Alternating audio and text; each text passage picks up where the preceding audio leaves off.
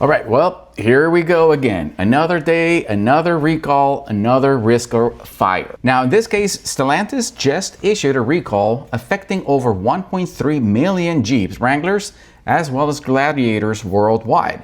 And the reason, again, is a potential risk of fire.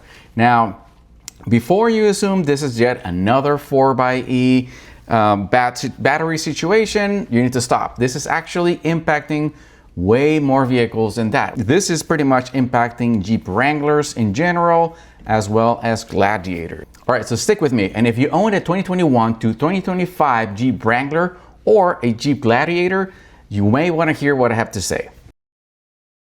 Hi, this is Carlos with Trail Ready Garage, and today we're going to be talking about NHTSA Recall number 26V363. Now, this is regarding the electric hydraulic power steering pump. That's a mouthful. But pretty much this has a bad wiring connection that can develop a lot of electrical resistance. And when that happens, it will overheat. And when it overheats, then it can ignite the car. It can also ignite any combustible source that is around it. Now, here's the interesting part. This can happen when your car is parked. This can happen when your engine is off. This can happen even when the ignition is in the off position. So let's say you're sleeping inside the house, you're at the trailhead, you are parked in your garage, wherever the Jeep might be, the pump can still be energized and the wiring can still cook itself. So that's a concern. Now, this is why the NHTSA official advisory is that you park your car outside and away from structures. Because again, you never know if this could happen and at what time it could happen. So don't park in your garage, don't park next to your house if it's possible. This is coming again straight for the NHTSA. Now, I want to be clear, this is not a 4xe problem.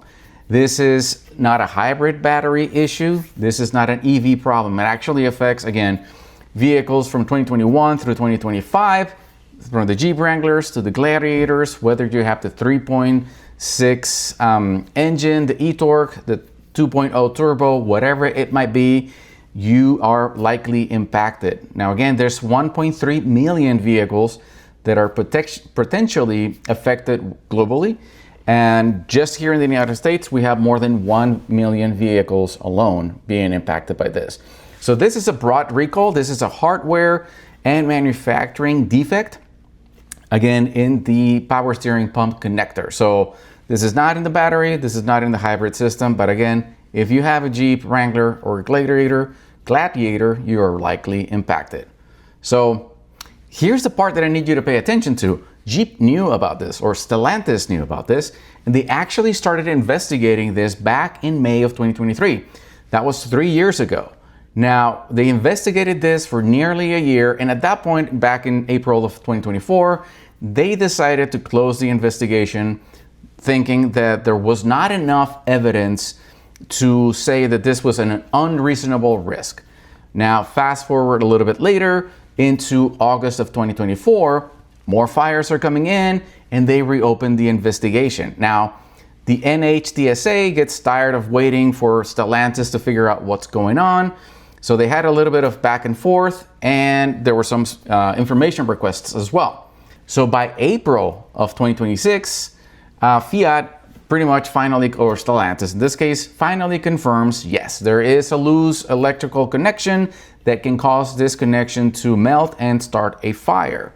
So the recall gets filed on June 4th of 2026. And now by that point, the NHTSA has confirmed at least 35 fires directly tied into this connector, 72 total fire reports, and a report of 1 injury as well. So from the time that the fires were first being investigated to the time that the recall was issued, we actually had 3 years. And again, it took a while for this to happen. Now, as I've said before, I love my Jeep. I've owned Jeeps for 20 years. But honestly, this is getting a little bit frustrating. We have the battery issue. We have now potentially sand in the engine block. Now we have a power steering issue. Literally, there are issues all over the place with these Jeeps. Okay, so here's what you need to do right now. Number one, check your VIN. The NHTSA website, you can see it right here. So if you go to nhtsa.gov, is going to have information on all of the VIN numbers that are impacted by this recall. So if you check as of June 11th of 2026, you should be able to find your VIN in there and you will know if you're impacted or not. So I'm going to put a link in the description, by the way. Step number 2, if for some reason you get a service power steering warning light, or your power steering feels a little bit light or inconsistent, that is one of the signals that the NHTSA is calling out specifically. So do not ignore it. Take it to the dealer, have them deal with it. Number 3, park outside. What they're recommending is that you do not park in the attached garage or right next to your home. Again, we know that this is inconvenient, but you just never know what could happen with your vehicle when it's parked. Remember, it doesn't need to be on for this risk to exist. Number 4, call your dealer. They are going to be starting the process of notifying owners on July 9th. That is when you're gonna get an official notice of the recall. However, the dealer should know at this point that this recall exists, so you don't have to wait for your letter. When you call your dealer, reference the number 21D. That is the actual, so to speak, recall that they're handling internally, and try to see if you can get on some kind of list so that they know you have this issue and that they can fix it for you. This is a free fix that they have to do for you because this is a recall. Look, I started this channel because I love my Jeep, and I love all Jeeps. I've had, again, Jeeps for over 20 years. I love the Wrangler. I've driven the Gladiator as well. I love them all. They're great vehicles. But, you know, this kind of stuff is honestly frustrating. As a Jeep owner, it really kind of upsets me. So I think Stellantis can and needs to do way better than what they're doing right now. So if this video helped you, please let me know in the comments. If you've heard of other things, make sure you comment and let me know. And if you already had the service power steering light come on, please take it to the dealer right away and don't just wait around. And with that, this is Trail Ready Garage signing off.